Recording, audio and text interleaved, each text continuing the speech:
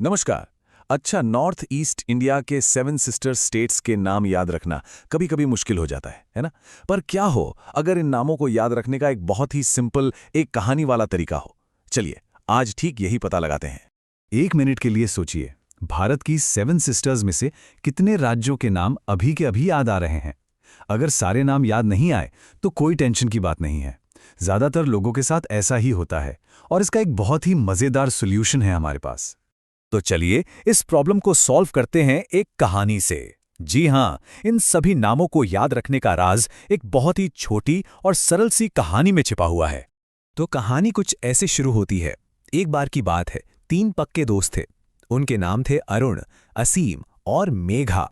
कहानी का हमारा पहला कैरेक्टर है अरुण। अरुण को ना पहाड़ों से बहुत प्यार था।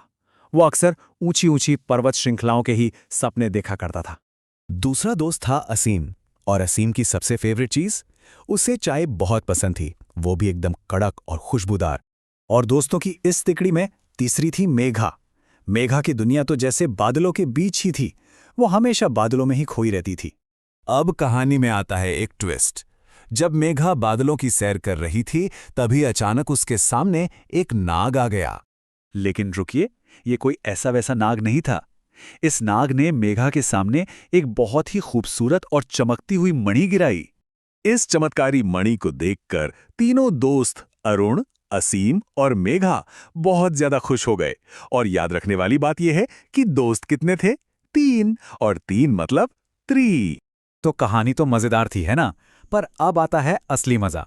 चलिए अब इस कहानी में छिपे सीक्रेट कोड को खोलते हैं। देखते हैं कि कहानी का हर हिस्सा कैसे एक राज्य के नाम से जुड़ा हुआ है। तो सारा जादू यहीं छिपा है। देखिए, सबसे पहले था अरुण, जिसे पहाड़ पसंद थे। अरुण से बनता है अरुणाचल प्रदेश। फिर आया असीम, चाय का शौकीन। असीम से बना असम। हमारी तीसरी दोस्त थी मेघा, जो बादलों में रहती थी। मेघ मतलब बादल, और मेघा से बना मेघालय। कहानी में फिर कौन आया? एक नाग, जिससे सीधा सीधा बन गया नागालैंड। नाग ने क्या गिराया था? एक मणि, तो मणि से बना मणिपुर। और आखिर में दोस्त कितने थे? 3। 3 यानी और त्रि से बना त्रिपुरा। और बस हो गया काम। एक छोटी सी कहानी और 6 राज्यों के नाम एकदम पक्के याद। इस तरह ये कहानी हमें 6 बहनों को आसानी से याद रखने में मदद करती है।